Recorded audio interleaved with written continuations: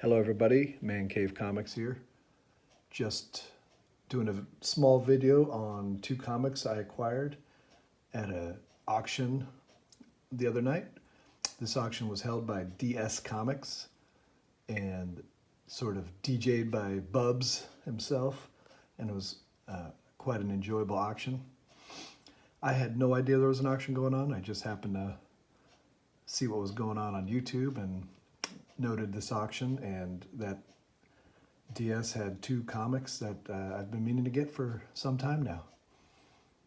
A little bit about my collecting. You know I love slab comics if you're familiar with my channel, and I just wanted to be known that I also love raw comics. I tend to just get new raw comics, read them, don't really try to get the nicest brand new comics and speculate on new comics. But I do love vintage comics and some variant covers that I usually just buy already slabbed.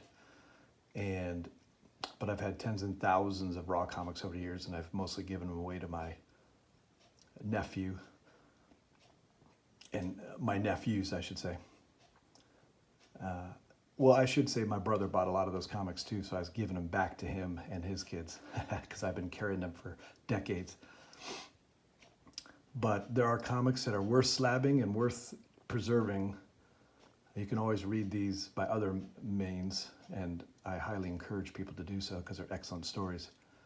Werewolf by Night 32 was offered by DS Comics, and I've been meaning to get this comic for some time, and the grade was right, what I was willing to spend was right, it was fair market value, and you can see it.